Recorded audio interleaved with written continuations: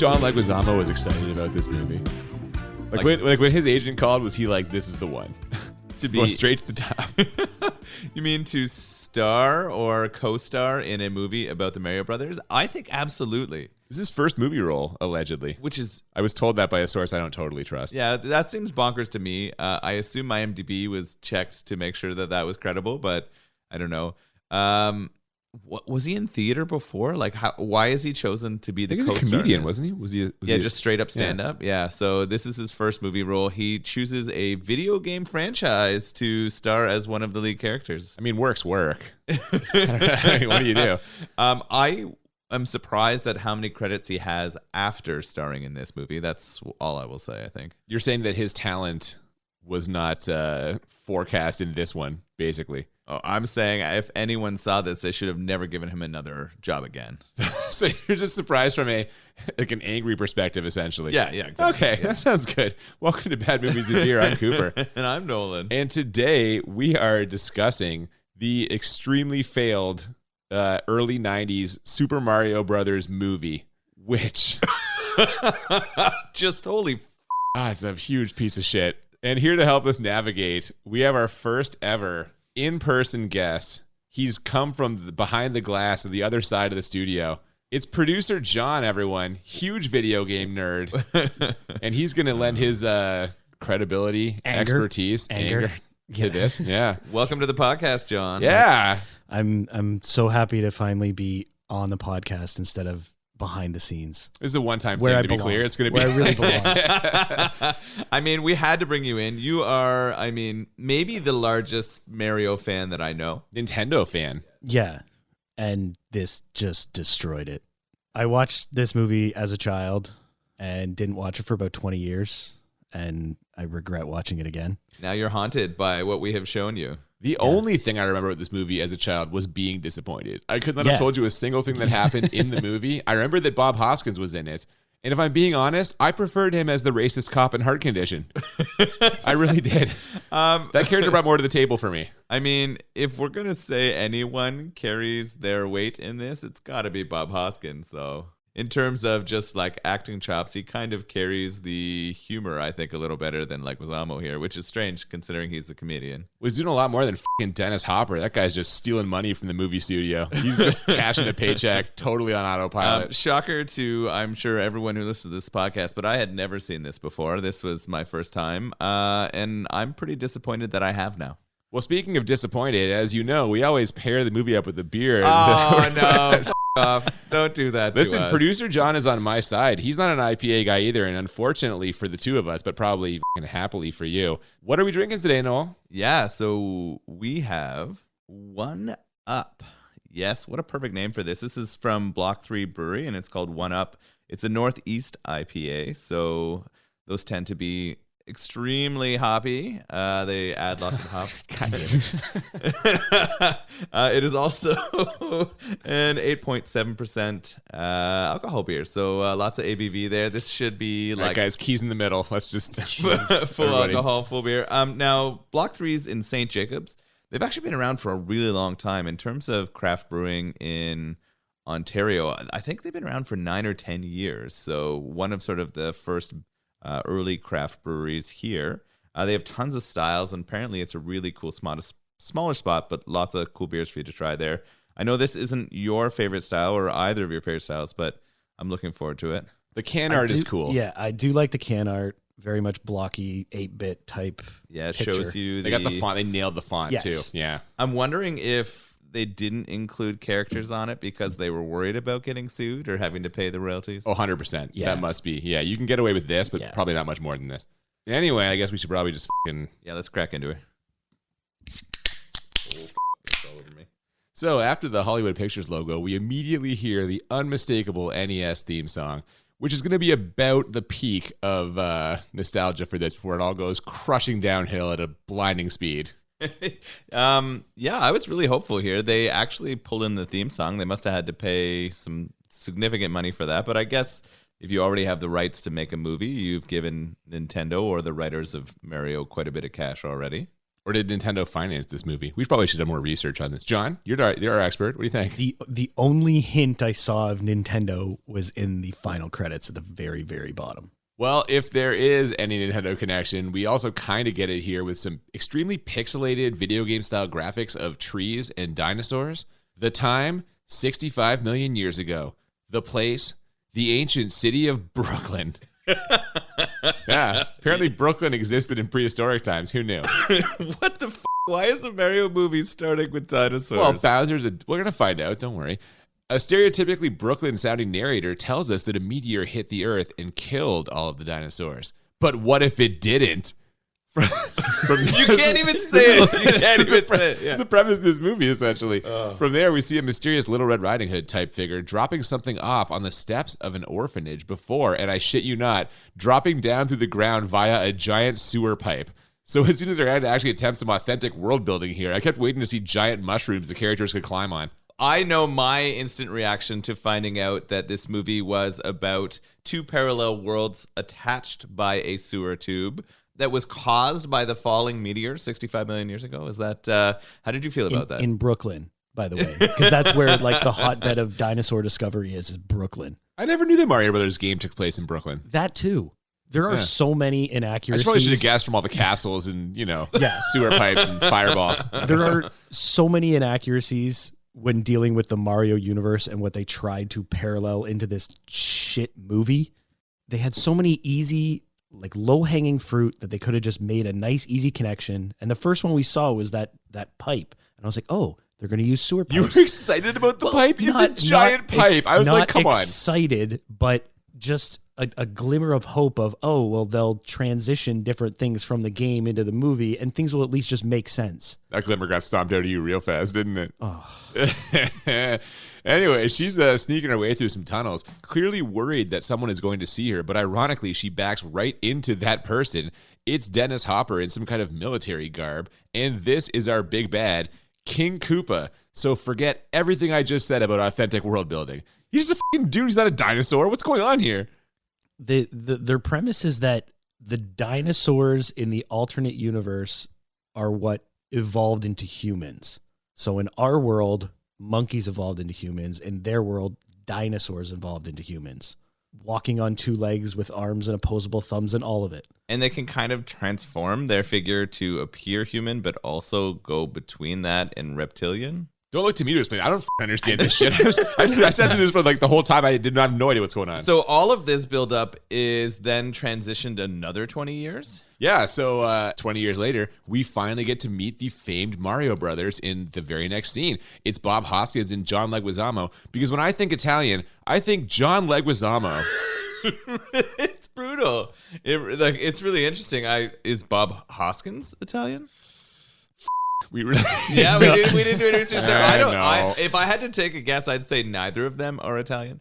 But Leguizamo's known for being Hispanic and talking about like Hispanic issues in his comedy. Well, it's like he's throwing an Italian accent in this movie either. No. He just sounds like John Leguizamo. No, neither of them do. Yeah. I'll give them, the slightest amount of credit. At least Bob Hoskins can look like a Mario. Yeah, he's a little plump. He looked like grows a a dynamite mustache. Yeah. They are at least plumbers. That's something.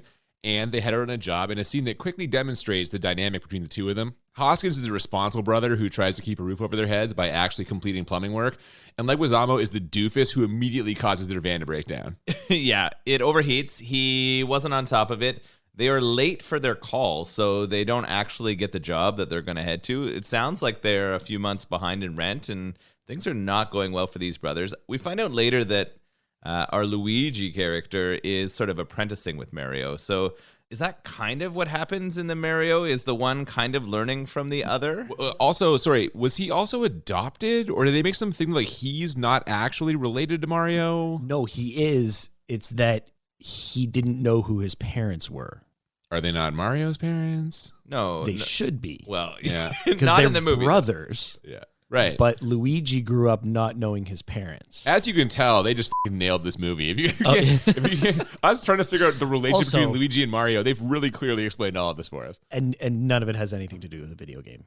We meet our female lead in the next scene, but it's not Princess Toadstool. It's Daisy, I mean, she is a princess, we find out. She's also an archaeology student at NYU getting hassled at a dig site by this guy kind of reminded me of like the poor man's John Travolta. The mobster type guy. Yeah, he was. He was definitely the most tan person in the entire movie. So leathery. Yeah. Like, so leathery. He should have been playing Mario or Luigi. That guy's Italian as Right. Yeah, I don't know, but his skin was already red. It would have mixed with the costume too well. I kind of got the vibes this guy was somehow connected to the Koopa character, but I guess not. I guess he's a regular human. But two guys who are definitely connected to Koopa's character are also lurking around. That's Iggy and Spike. They're kind of like the comic relief, and they try to kidnap Daisy, only to get foiled when they run into a big piece of glass. Yeah, these are the fish out of water characters here. Somehow they've come through this pipe 20 years later, and they're trying to capture and bring back Daisy. But we also don't know their relationship to Koopa. We're like, are they his sons? It turns out they're his cousins, I guess. We don't have any of that really, right? No. But they make sure to tell us that they are from the other universe because they absolutely don't understand what's happening in this universe. Well, neither do I. And here's a sign of how little I was paying attention to this movie or how quickly I checked out. I saw the two of their characters and I was like, oh, it's Bebop and Rocksteady. Like I assumed I crossed my wires and I thought we were watching a Ninja Turtles movie where the turtles were actually like humans. I don't know. I was fucking out on this one, man. I don't know. I got those vibes from these characters. Yeah. Like two doofus Accomplices or Yeah. henchmen. Henchmen. They definitely felt Goons. that way. Yeah. They're goons. Yeah. I think I compared them to the two thieves from Home Alone. Which, my God, you want to talk about similarities. There's more similarities between this movie and Home Alone than there is to fucking this movie and the Mario Bros. Video game. Yeah. Yeah. They definitely model a lot of the sort The of sound effects and the music. Yeah. Everything was so campy and off tone. Yeah, every action sequence in quotes is basically like a Home Alone. Like it sounds. If you close your eyes, like I'm watching Home Alone. Like you hear this stuff and be like, oh, this is the part where they hit him with the fucking paint can or something. I don't know. Somehow, John Leguizamo giving this lady a quarter for the phone is enough to get her to agree to go on a date with him. It's actually a double date with Mario and some lady who is way out of his league. And on this date, we find out that Daisy was that baby we first saw get dropped off at the church or orphanage or whatever. And she's got a mysterious rock/gem thing around her neck that she never takes off. What did you guys think of this double date they were on? I was just more confused as who this other lady is. In like Who's what she Mario did with with? Hoskins? Or oh yeah. Well, yeah, but also who is she? I mean, it's clear that they had some kind of relationship. This woman was really into him, and Mario was into her too, although that doesn't stop him from using his sort of charm later in the movie with other women. You thought she was a hooker, didn't you? No, that was me. Okay. Yeah. No, so Mario wouldn't be a third wheel. He's got to be there to give his brother advice. So he brings a hooker along, make a double date. That makes sense. Well, apparently this all went well as Mario hits it and quits it, and Luigi backdoors the second date with a weird mixture of vulnerability and logic that I really respect. He says to her, If you want to end this right now and you feel bad about that, but you want to talk to somebody about it, you can call me. I thought the way that Luigi or Leguizamo delivered all of those lines in the dates was just beyond hopeless. There's no chance in any real situation that anything he said or did would have landed him a date with this NYU student and or like beautiful princess from another dimension. and yet it happens because they end up continuing the date. She takes him over to the dig site, which is probably highly against the rules. She'd be fucking expelled from school, I'm sure. And we get a chance to see how good he is at plumbing because a giant plumbing catastrophe happens right when she's showing it to him. What are the odds? Well, we see two people run out of there wearing the outfits of that sort of what was his name? Scarpelli. Poor man's Travolta? Yeah, poor man's Travolta, we know, is sabotaging the site because he just wants to get on with building. Who gives a about finding dinosaurs from an alternate dimension? Well, the Mario Brothers spring into action here, repairing the pipes and criticizing the previous plumbers who were working on the site. And I'm like, finally, some action. You're like seeing them fix the pipes. Yeah, this movie's fun. We're like 25 minutes into this thing and nothing has happened. I'm just confused and angry. There's a lot of build going on for sure. It's clear that Mario is competent, right? And Luigi is just an absolute boob. He doesn't know what he's doing at all. He does know how to pass the tools to Mario, and together they successfully stop this water from flooding the dig site. Yeah, we do actually get a little something here as Iggy and Spike show up and grab Daisy. But first, they crack the Mario Brothers overhead with a couple of giant wrenches, which almost certainly would have brained both of them. But somehow the brothers are back on their feet in hot pursuit in no time, like immediately. I thought they got knocked out. Like the way If they not got hit, it killed was like it, that wrench was huge. But even in the movie universe, they get hit, they get knocked out, but they're back up immediately. In time Why? to see which way they're going. Yes. Like, Or it's no. absurd. But Mario followed the echoes because he's so good with pipes. And where does he see them take her? Yeah, I was confused. I didn't really understand where they went through. They kind of go down. It looks like they hit a dead end. Yeah, they get to the end of some pipes, and it looks like they're almost in a cave. And then all of a sudden, from out of the cave, we get a abyss-like effect where a face comes through, and it's Daisy yelling to help her. I'd much rather be watching The Abyss than this piece of shit. That was the thought I had. I'm like, yeah, it's kind of like The Abyss, which is a much, much better movie. And then they're confused of what's happening here. But one of the themes that sort of builds is Luigi kind of just trusts his gut. This is what gets Luigi through. And Luigi's like, F it, I'm just going to jump into this wall portal shit. I assumed Luigi could pass through that rock because he grabs that necklace off the princess. Like, he's got it. I'm like, oh, that's the key to passing through dimensions. Right. How the f does Mario go through? Like, Luigi's Because gone. that's not the key. Well, okay, I guess. At the time, I was Right. very confused. Like, Yes. I'm like, oh, Luigi can do it because how can Mario do it? Yes. Everyone else is from that dimension. So as if you're from the dimension, you can bring people through? Because they've also kidnapped multiple people. Oh, that's true. Bring if a you bunch of find people out, yeah. through. I think it's just an open portal. I think as long as the portal's open, you can pass through it. Shockingly, the science might not be Right? airtight. I don't know. That's what I I've mean, learned from this that movie. makes sense. Yeah. Well, either way, these portal effects are truly incredible. And by that, I mean just a giant pile of shit. Well, it all starts out with our Mario character kind of trying to jump in. He does flip after flip after flip when it looks like he's going through a bunch of broken geodes. Like, it's just insanely bad. It just looks like a graphics. really bad kaleidoscope that he's falling through. Yeah. Yeah, it's awful. I don't understand the choice they made there. I mean, this is made in 93. Yeah. They had green screen. It was green screen. You just imagine just Bob Hoskins like on his back like a turtle going like this while they green screen just like, you can't see what I'm doing, but like, you know what I mean? While green screen geode things just fly past him. It's a pile of shit, man. Oh, wow. Well, it turns out that by passing through this portal, the brothers have found themselves in a place called Dino Hatton. It's the name of the city. See, this, we gather, is the place the dinosaurs who survived have been relegated to after the meteor hit the Earth. To hear Dennis Hopper tell it, it's a filthy parallel dimension with not enough food, water, or clean air. But what it does have is an extremely weird fungus that some people believe is the devolved version of the original dinosaur king. That and criminals. Kindly old criminals.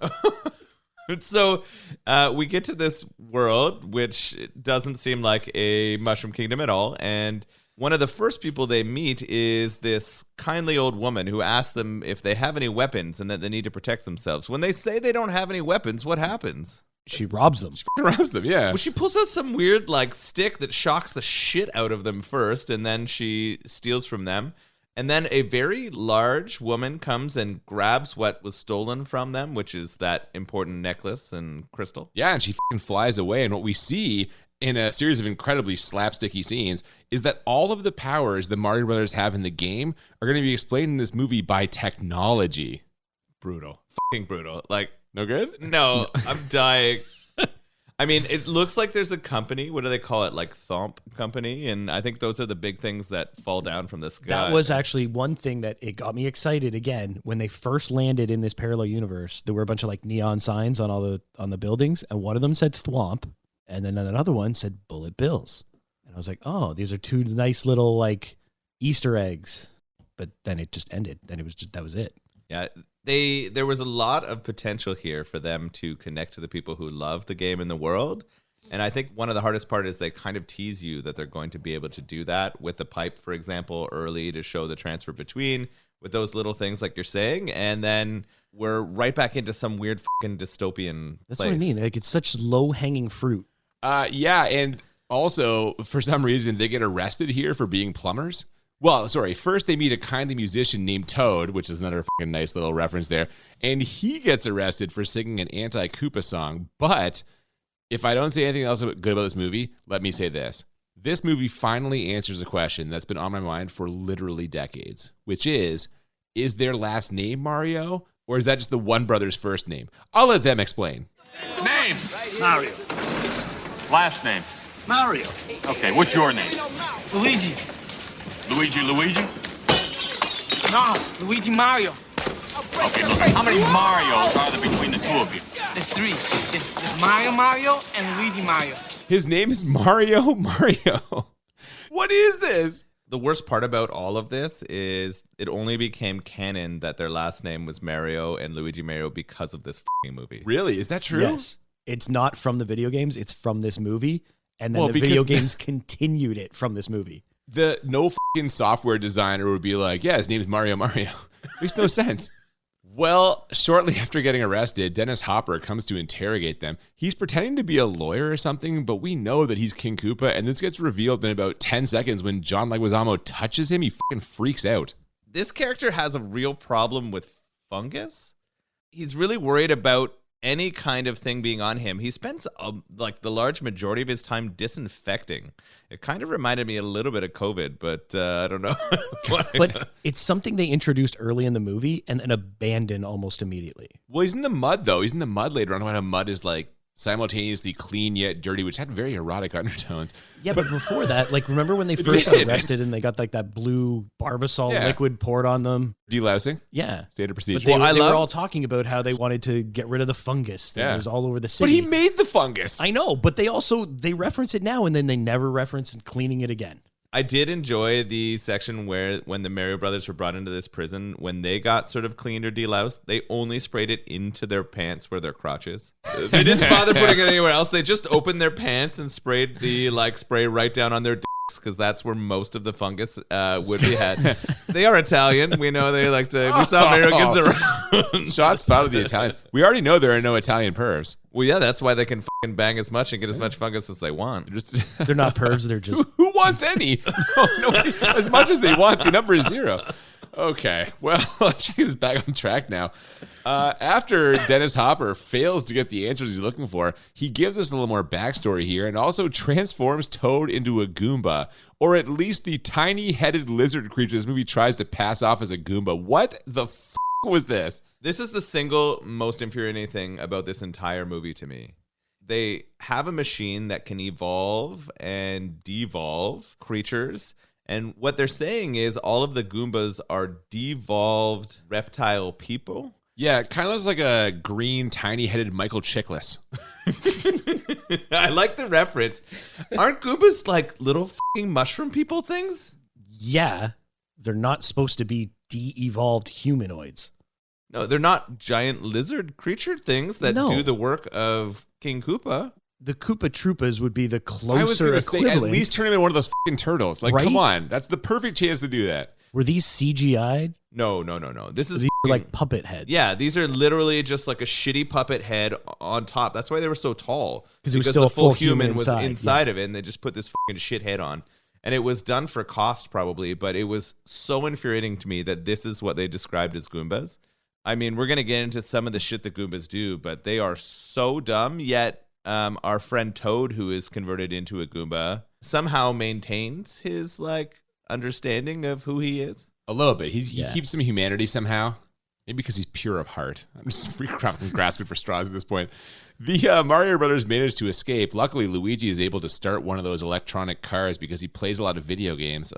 Man, they dropped a reference here, but it was weird because the line almost refers to people who play video games as being like lazy and sitting on their ass. Who are you trying to target with this fucking movie? No, don't you see? He's waiting. He's biding his time. Playing the video games will pay off in that one key moment where you have to escape from a giant lizard prison via an electric car. That's the moment all those gamers are waiting for. It's interesting here because they're kind of trying to pull an escape and they get into this car, they get it started. We're going to get the chase scene, kind of, and there's a couple of them in this movie. But every chase scene, again, I'm just going to bring it back again to the video game. Like, when does this kind of shit happen in the video game? Oh, never. But what is this? And I love this. No, your wife, we watched this with your wife, and she threw this out there. I think she might be onto something here. Is this where Mario Kart came from? Wow, that's a really big question. I don't know, because the first Mario Kart came out with 64? No, Super Nintendo. Come on. And I know. No, Super Nintendo, though, came out 2 years before. John with the big eye roll. Super Nintendo comes out 2 years before this movie. Super Mario Kart was released on August 27th, 1992. So they would have been recording making this movie. I think it was 93. But if it's 93, you're filming in 92. Yeah. Yeah, I think your wife's onto something here. At the very least, it's a clear reference to it, if not a starting No, point. I So, agree. yeah, I yeah. think it's definitely a reference to it. I think they're trying to. Well, there's a couple more of approach it. those actually in the movie. Okay. This chase ends in the most ridiculous way possible. They basically drive through a tunnel towards the desert, level 2, passing through a bunch of the fungus that just looks like old sheets. And those old sheets wrap around them as they shoot out of the tunnel exit, stopping them from crashing to the ground and making a boing, boing, springy noise. Now, if you're having a hard time picturing this, just imagine the screenwriters taking a giant shit on their laptops, only instead of that shit splashing down, soaking through the keyboard, and producing this movie, it got caught at the last second by some old sheets. I mean, the producer of this wouldn't have been using a laptop. They probably would have been typing it on a much larger computer. It was a garbage effect. It was just awful. And that cave looked like a giant anus. And capped off by the horrible sound effect. Yeah, actually, I was really disappointed with the sound in general in this film. Like, they didn't reach very far. They had Alan Silvestri doing the music, and he's had what I would guess is a pretty successful. He's our old friend from Back to the Future Part 2. I feel like they used some of the set design from that movie too. Oh, yeah, I could see a lot of that. Oh, in sort the of in this- Like in the the city. dystopian future. Oh, yeah, a little That's bit. Biff what it- Tannen's Pleasure Palace in the background. That would have been. Yeah. I would have enjoyed that more. I'd have popped Yeah. for that. Start throwing some references around. It is Billy Zane cameo. Huh? So they've leveled up. They've headed to level 2. What I figured out, and so has Luigi somehow, even though he's a f***ing buffoon, is that the fungus is now helping them. It is. It's releasing little things to give them like powers and whatnot. There was like a little bomb that they sort of recognized in there. It's given to them. It clearly caught them on purpose and didn't allow them to crash and die into the desert, right? This is not chance that they're being saved by this. This is helping them to sort of fight King Koopa, because we're going to find out that there's more to this fungus than we had first heard. Definitely. And speaking of King Koopa, he has figured out that Daisy is the magical princess who's going to help him like merge the 2 dimensions or whatever. I was still not totally clear on the plot at this point. But for some reason, he's still got a massive hard-on for the Mario Brothers. So he sends Iggy and Spike back after them. But first, he's going to evolve them with his technology. Serious question. Did Christians just hate this movie? Because I think they must have. Oh, man. When they evolve his like kids or what? How are these things related to him? Is it They're cousins? cousins. They're his There's cousins. cousins. So they evolve them up, and then all they do is have like a greater dialect. Why didn't he change at all physically? Like every other like evolution and When you go up or down, you devolution, we've seen changes in the way that they look, but instead of this one, they just get slightly smarter. Like this is because they've already reached yeah. the pinnacle of physical appearance. You're saying white male is the pinnacle of physical appearance? Woo. I'm Producer saying- John, we have to go back behind the glass. That's a very hot take right there. oh these aren't handsome white males either. If we're really Yeah, being honest, they no. really weren't. So what you're saying is their handsomeness should have also evolved. They should have got better. Should have come out of there, yeah. I Or better they wouldn't come have out with to like look better giant looking, but brained. yeah, that's what I was gonna picture. creatures, like like- larger brains, or I don't know, like foot-long dongs, and been beautiful and had great brains. So he evolves his children because he wants to go hunt down the plumbers, because the plumbers have this fucking crystal that he's obsessed thinks. with. He thinks. He like, thinks. Can this, I sidebar for a quick Yeah, second? I think you can. If they have this insane technology that can both evolve and devolve any creature, why are they not using this to just make their world better? I mean, you just unlocked the. this is the glaring, one of many glaring plot holes in this movie. He could make every single person in his kingdom really fucking smart with a turn of a dial, They'd be able to solve and But they all could that- you know solve what? every problem. But he'd still be trapped in his kingdom. He But believes his kingdom would become the better kingdom. But he believes the real world is his. That's where he belongs. His rightful kingdom. No, like that's why he's vindictive that he has been taken out of the world that was once his. He wants back in that world. That actually, there's a logical reason for that. He could evolve them all fucking day. If he can't get back to Earth Prime, doesn't matter. But has he been there for 65 million years? No. But then how would he know that there were 2 worlds and that he should be in the other one? Oh, you think he's just a dumb dinosaur? It's fucking racist. Anyway, speaking of dinosaurs, guess who we meet in the next scene? Yoshi looks just like him. I'm so angry. Like, one, there's no sweet saddle. Two, he's not pooping out fucking eggs. And he doesn't make those nice little beep boopy sounds. He doesn't have a cool long tongue that He's he like a shoots at to raptor eat from shit. Jurassic Park. He literally looks like No, he used the tongue. He used the tongue later on that lady. But you don't know that until Sorry, later. to be clear. He That doesn't would've been use the amazing. tongue on that lady. That would have been Yeah. amazing. I'm sure that No, that's Princess accurate. Peach is That's He trying just to grabs a some lady shit. with his tongue and pulls Yeah, her he does. towards him. So That's just basically, one trick I picture can do. a small version of a raptor from Jurassic Park, and this is the Yoshi they presented to us. When Daisy meets him, she quickly gets interrupted by King Koopa, who has given off some real creepy vibes here, saying things like, You are so fresh and so clean. Don't fight it. also, is his hair in cornrows? There's a lot of problematic things in this scene, I feel. It's So, meant to look like I- scales on a dinosaur I think head. worse than his haircut is the rape intentions he has towards the Daisy character in this scene. That to me is more problematic than the haircut.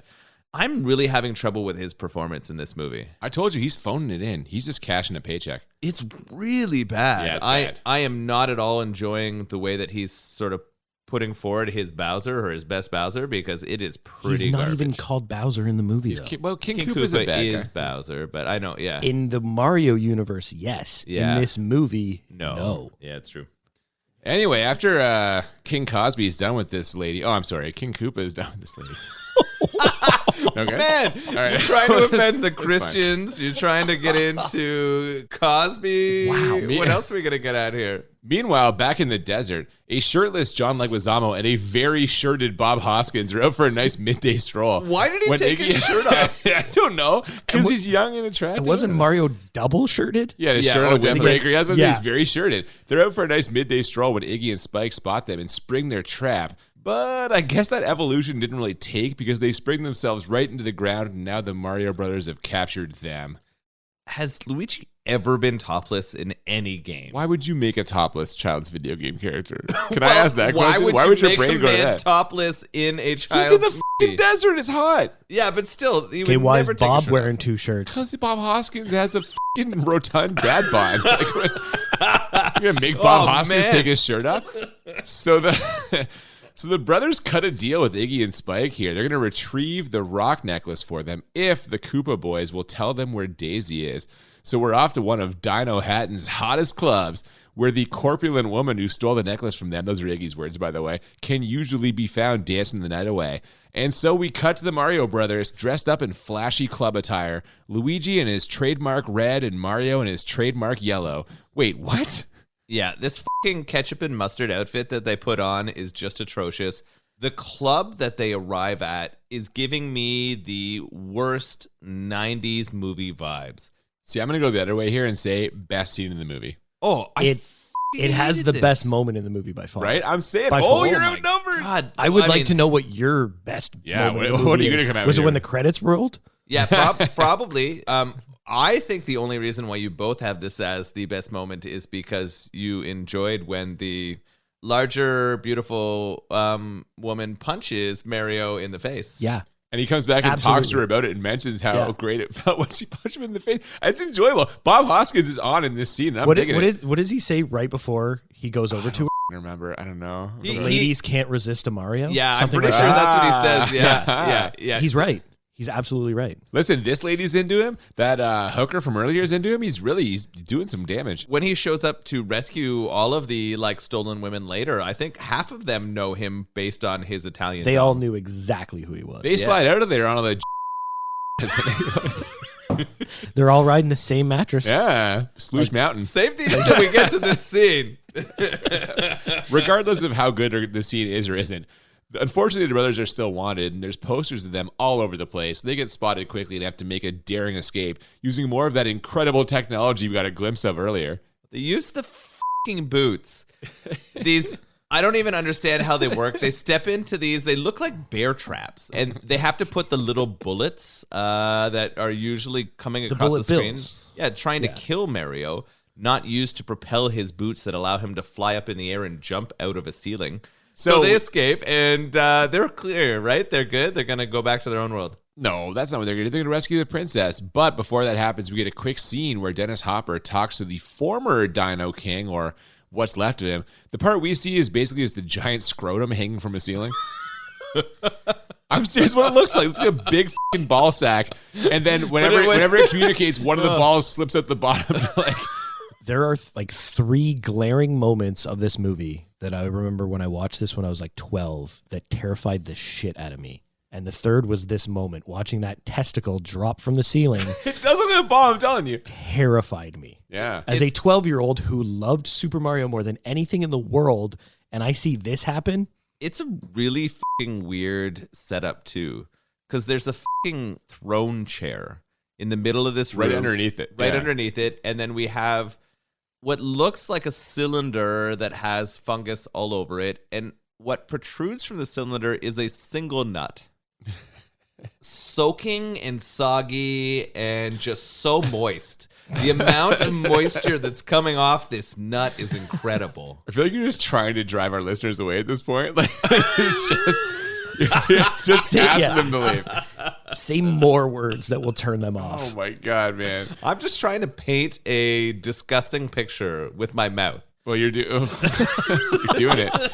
You're definitely doing it. Hopper is feeling confident about his plan here. And sure enough, the Mario brothers are closing in, all the while doling out helpful plumbing tips and pro-union sentiment. Look at this. It's a plumber's nightmare. These pipes haven't been serviced for years. Must have been a non-union job. We do, however, finally see them in the correct colored suits. Yeah, so I was hoping for almost like a gear up montage. We did not get it. No, it was so fast. Yeah, they gear up in like 10 seconds. Yeah, He no pulls montages. 2 outfits out of like We don't know where a they come locker, from. Yeah, a we don't locker know that where he they come finds from. haphazardly, And then they- they're just in an elevator high-fiving. Exactly. That's it. It's so weird. I wish there was more space for them to get prepared and become the Super Mario Brothers, because I think when they previewed this, the cut that they showed was them like stepping out in those And outfits. we do get that shot. There is a reveal shot. That's at least something, but I know what you mean. It happens very quickly. However, you mentioned the elevator. High-fiving isn't all they're doing in the elevator. What else do they do? So I don't even understand why this scene is in the movie. I mean, you kind of get a payoff later, but they're in an elevator. They're going up because they want to go rescue Daisy. But who comes into the elevator while they're there? Goombas. And A two lot of them of come in. 2 of them come in first, and then we start getting more coming in. And then we get elevator music. It's the underwater music from the Mario Brothers game. It is the music, the Yeah. underwater music from Mario. And Luigi decides he's going to go with his gut again. This is kind of his move in this movie. And he grabs the shoulders of one of the Goombas, and he starts making it sway and dance with the sound of the underwater music. To your point, I don't know why they do this. It accomplishes nothing. It gets all of them dancing. But it's And not even like to what end? yeah. How long is this movie? Is padding possible? I know that you love to go to padding. I don't think they needed this scene to reach their 90 minutes. Maybe they just wanted to work in the music. Maybe they're throwing a tribute to the game here. I could say yes, but if this is how you're choosing to do it, what about all the times you chose not to? Yeah, how did you not Like, do it? what the I mean, this does kind of pay off later in the fact that when the Goombas were sort of about to intervene in a fight between Mario and King Koopa, Toad kind of plays the music and it throws them back into their dance, and they decide, it. But how would Luigi know that this was going to do it? There's no way. You're reaching Yeah. here. We spent way too much time on this. It's a very bizarre scene, and also a bizarre scene is the next one where there's been like a woman with King Koopa the whole time. I don't know if she's like a secretary or his girlfriend or what, but whoever this woman is, she shows up and tries to like kidnap Daisy, even though she's already been kidnapped. But I guess this lady wants to be the one who merges the dimensions. I wrote in my notes, I have no idea what's going on here. You mean you don't know why Lena's in this movie?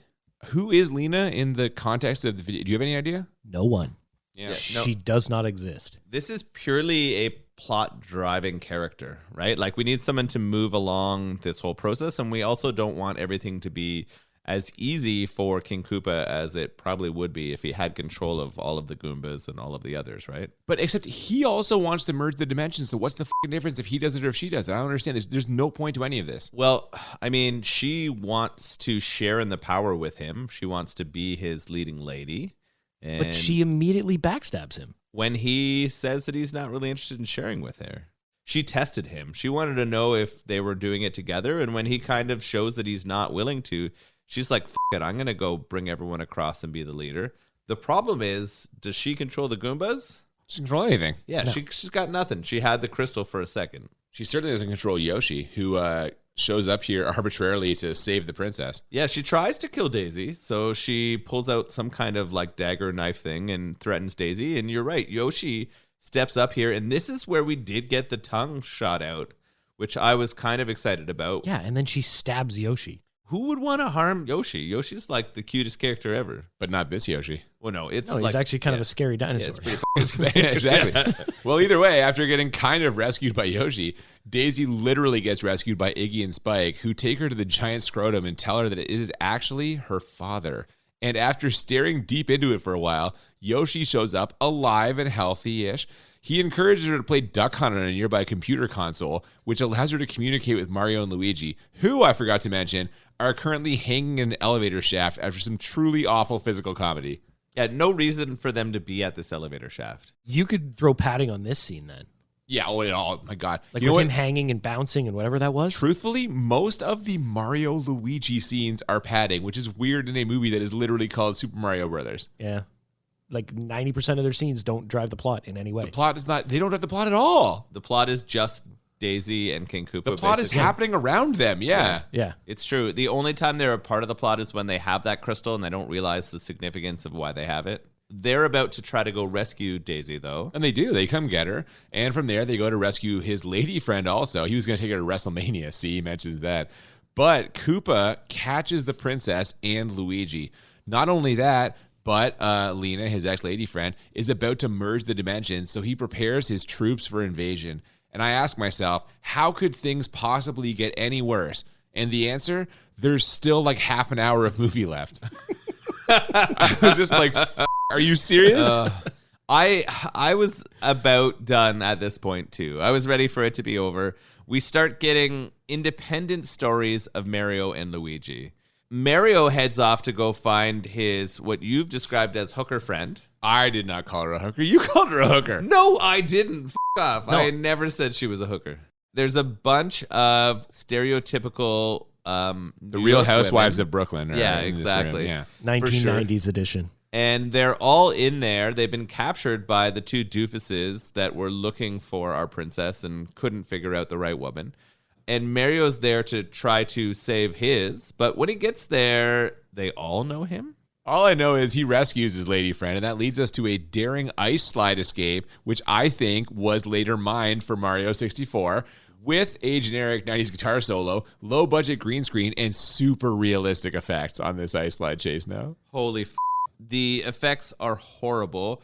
We have them get on a bed. The only reason it goes down that tube so effectively is all of their is everywhere.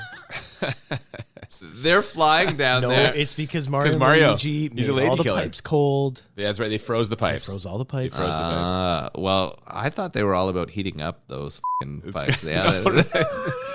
Well, what does Mario find when he shoots out of the end of that ice slide? He finds Luigi and Daisy, but also King Koopa, of course, which leads us to like a weird shootout. But John, you were saying that parts of this actually did remind you of the video game. So mission accomplished? Yeah, this moment turned the movie around for me. Come on. And then immediately turned it right back There we around go. for me. Yeah. At the end of Super Mario World, the very last boss fight, Bowser's in like this flying, I don't even know what like it's a helicopter It's like a cauldron of pod. some It's sort. like a weird, like it's like a top kind of thing, right? Yeah. It's like, yeah. And he ends up in something like that. And I think there's going to be this cool boss fight. It did feel a lot like that. I, like you, got very excited at this. It lasted like 10 seconds. Hold was on. short. I was watching this both. Neither one of you got very excited. Let's just I dial have this seen back the movie here. before. I was really hoping he would bounce on his head. Like, how many times were you hoping That that Mario he- was gonna Or lose just his anything. head. I was, Dennis I was, Hopper's yes, head. I was just hoping for those boots to plunge right on top of his head. I was like, this has to happen at this There point. wasn't a single Goomba stomp in the whole movie. Nope. The closest we came is when that hooker punched the already unconscious None Goomba. of them are hookers. You guys gotta stop with this. These are fine Brooklyn women. I love you, women of Brooklyn. Don't listen to Nolan, producer John. This is fucking horrible. I apologize. Koopa's lady goes to merge the dimensions, but she can't handle the power, and her skeleton gets embedded in a cave wall.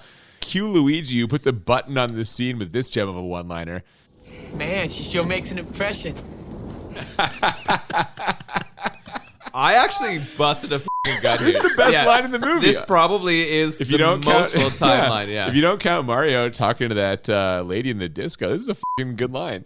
Bad news for everyone now. As the worlds begin merging, this delights King Koopa as he soon finds himself back in his old stomping grounds of Brooklyn. Remember how Brooklyn was a prehistoric city? He's never been there. That fucking guy. He recognizes, he's like, back on my I'm land. happy. He celebrates by devolving that mob guy into a monkey, which gets a big laugh from everyone. What a confusing scene. No one's concerned. No one cared at all. Everyone laughed their asses off. No one was worried about them, like him doing to them next. Like a half dozen lizard creatures and Dennis Hopper randomly show up. They like materialize. He turns the guy into a monkey and everyone just fucking laughs. It's insane. Yeah, there would definitely be screaming. Everyone would be running away. They would have definitely responded differently seeing this. This is crazy. Couldn't agree more. He tries to pull that shit on Mario, but he blocks it with a giant mushroom, just like in the video games. And back in Dino Land, Luigi pulls out the rock, which brings King Koopa and Mario back for our ultimate climax. One involving a very slow-moving bomb, Reebok product placement, and gentle harmonica. The fight that they get into here is so slow-paced. That bomb that he sets off has the smallest wick, ever in an explosive, and it lasts for at least 25 minutes of the movie. As it slowly walks towards him. It's the fucking bomb from the video games. We've all seen those bombs. bomb. Yeah. And in the course of this scene, what happens to King Koopa? So King Koopa is fighting Mario, and he thinks he actually has the upper hand until he loses and gets devolved himself. Yeah, but it's the bomb that blows up underneath him. Yeah, it and kinda that sets shoots up a him chain up reaction. back into that cauldron thingy. And then he emerges from the cauldron thingy as a dinosaur and then devolves again and then explodes into goo. Yeah, it's really weird. And the dinosaurs that pop out of the cauldron thing are fairly scary. I could see how you described other parts being scary as a child. This one would have been freaky. Like even his last stage, it was like full T-Rex. This one seemed why? like a very Ghostbusters moment. We did a little bit of digging, and it suggests that this movie was kind of modeled after a Ghostbusters model, and this felt like the most Ghostbusters moment to me. So like a Stay Puft Marshmallow Man, but just a dinosaur? Exactly. That's kind of what it Explain felt why like. he turns into goo. And not the good kind of goo that's been helping Mario and Luigi. So with King Koopa finally dispatched after first being revealed as the filthy dinosaur he was, the people celebrate, and back in the Ballsack Castle, Princess Daisy's father re-evolves into his original human state.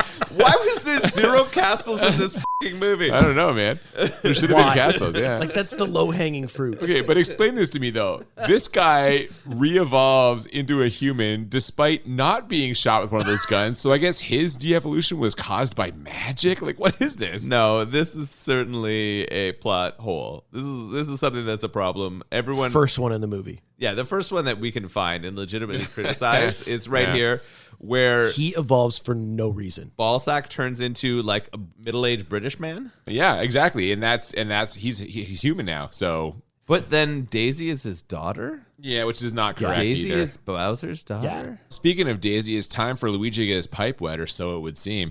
It turns out that she feels like she needs to stay behind to help the members of her kingdom rebuild and start again. There's an extreme close-up of John Leguizamo here. He's devastated, which, I mean, who wouldn't be after knowing this girl for 15 or so hours? This happened one day. He's in love.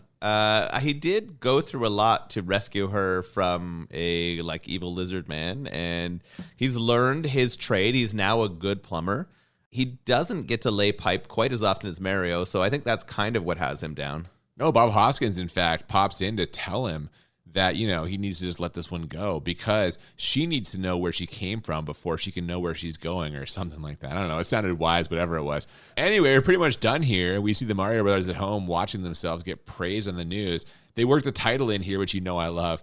Luigi is still heartbroken, but just then, Princess Daisy bursts through the door to summon them back for another adventure. And you know what that means? Super Mario Brothers 2, Electric Boogaloo. And just like that, we're in the credits. But for some reason, and I truly don't understand why, there's a post-credit scene with a couple of Japanese businessmen who want to make a video game of the adventures of the Koopa cousins? Spike and Iggy. I mean, it's the most we can do. If we have an opportunity to have a meteor hit and we can take some sewer grates or sewers to another world, we might as well bring back Iggy. No. Also, Yeah, no. you're right. Let's go back in time and fix that one of all the things we can do here. Well, this seems like as good a time as any to transition to our ratings because this piece of shit movie is finally fucking done. If you've never listened before and are still with us for some reason, the way we always do this, we rate the movie on a scale of 1 to 10. We do it 2 times, 1 to 10 for how bad it is, 1 to 10 for how enjoyable. And the goal is to find movies that are a 10 out of 10 on both scales, or what we call the Crit 20. And I will go first and tell you that for me, it is in play because this movie is 10 out of 10 bad. Not only were the effects absolutely horrendous and the acting just terrible, I can't even find words to describe how bad the attempts at comedy were. This thing just took a giant shit all over my childhood. It's so awful. I cannot imagine anyone would have seen this and been like, that was good, I really enjoyed it. Just disappointment city. I have this as a 10 bad. What do you say, Noel? I mean, if I think of it, the concept in general of the meteor hitting and there being 2 alternate universes, and this is how Mario, the 2 sort of Brooklyn plumbers, can go across and save a mushroom kingdom, is fucking insane. The acting in this movie, everyone mails it in. Bob Hoskins is the only one who I think tried a little bit. Leguizamo's trying stuff. Is he though, or is he I think it's his so first dumb one. that it just looks like it? It's his first movie. He's trying. Dennis Hopper is on complete autopilot. Absolutely. Yeah, so that sucks. I thought that the effects were also brutal. Horrendous. I thought the sound was really bad. Music bad. Yeah, other than the intro music and the occasional mood setting tone, the music felt really off base. It didn't seem like a sort of comedy that it was supposed to be. The concept is f***ed. I know I said that already, but it is the most annoying thing to me. 65 million years ago, a fucking meteor hit and we split into 2 dimensions. This is a 10 out of 10 bad. Wow. So it's in play for both of us. Yeah. And now for the first time ever, our guest. I get John, to rate this too? What do you think? Yeah, man, of course you get to rate it. What do you think? How bad on a scale of 1 to 10 is this movie? 10. Yeah. It's awful. That's a quick agreement right there. Well, based solely on the fact that this absolutely destroys a beloved franchise, it's a 10. Take that completely away, and it's still a 10 because of everything you guys have already said. From the plot alone being so nonsensical and stupid, to the acting, to the music, to the effects, it's bad. It was hard to watch, and it was hard to get through. There it is. Now, the real question, though, and you're going to go first for this. On a scale of 1 to 10, how enjoyable did you find this movie? I tried really hard to not give it just the worst possible rating, but again, because of how much I love video games and how much I love Mario and how terrible this was, and it's like at every point when they decided to choose something from the game to put into the movie, they picked the wrong things, or they omitted the most simple, easiest things. I struggled so hard throughout this whole movie. I had it at a 4, and based solely on that bullshit extra scene with the 2 Japanese guys at the end, I'm making it a 3. Okay. Wow. All right. Three enjoyable. So there you go. Not bad. Noel, what do you think? This was really cringy. It felt really 90s to me. I got a lot of that in the costuming and the dance scene and the way they did sort of the post-apocalyptic future kind of alternate dimension didn't work for me. The comedy wasn't very good. I felt like a lot of the ideas were ripped off from other movies that were successful at the time. As a first-time viewer, I never want to watch this again. That is for sure. Of course. Yeah. I had it as a 2 enjoyable. Well, this is just a sliding scale here. We had a 3 and a 2, and I'll be honest with you both. I have this as a 1 for enjoyable. That's fair. This movie, and I cannot believe I'm going to say this right now, I would rather watch Batman and Robin than watch this again. Wow. This movie, I had nothing. I got zero enjoyment out of this completely. Just not even a thing. I was zoning out. I was like, how much longer until this is over? The connection to the video game, basically non-existent. In fact, the lack of connection is so egregious that it made me upset. This movie blew ass, and I never will watch it again. It's just horrible. A horrible time. I don't think that we can disagree that it is not just a horrible f***ing movie. I think the big thing that I didn't talk about and you both pointed out is how little this felt like Mario to me. Right? Yeah, it just didn't show up. It was such a punch to the face. I want to call you It was out. like Bertha punching Mario in the face. Well, that's why I want to call Cooper out here, because he did say there wasn't a moment of enjoyment for him, but you did really enjoy that moment where Bertha punches Mario in the that face. moment is what gave it like at least a +1. You enjoyed that, but I feel like that's a stretch. Like listening to both you guys now rate this, like I feel like 3 is giving it way too much credit. Well, it's your first. I'm gonna time. stick with you know, it. You're I'll new stick at with this. it. Yeah. But it's hard to throw That's down it. a 1. I think Not for me. Not I know, after you're watching happy this. to- yeah. So thanks, John. Nice to have you here. you brought me. We Oh, it's all appreciate you, good, John. man. Yeah. We're sorry that we had to put you through your childhood trauma again to be Can here I go with us. back behind the glass now? No. Because first you got to tell us what you thought of this beer. What do you think of this beer? Way better than the movie. Wow. You know what? I agree. And I did Way not better. enjoy this beer. You know what? I went in with very low expectations because, like you, I am not an IPA guy. Wasn't that bad.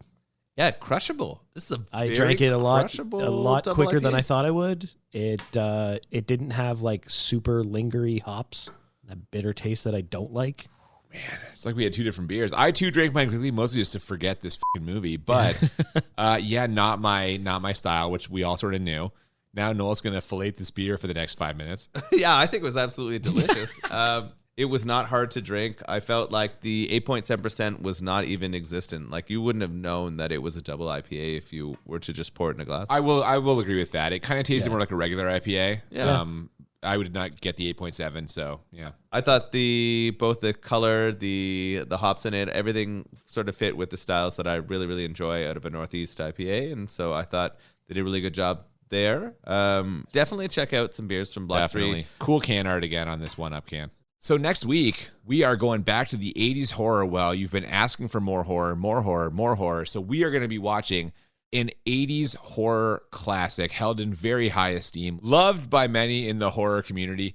Next week, we're going to be watching Motel Hell. Ooh, that sounds pretty fun.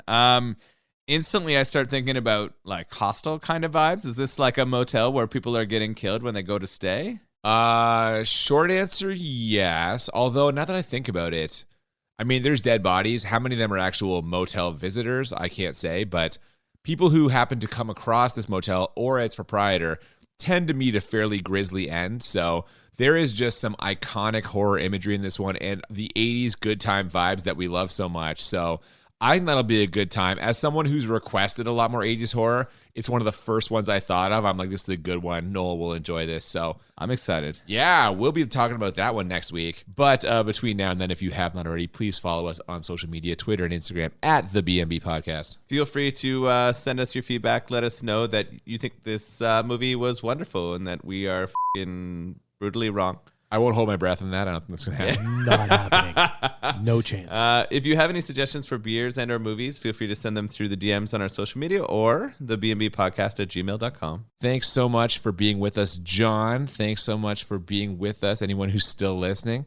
I'm super happy to have done this. Hope I never have to do it again. Well, we'll see.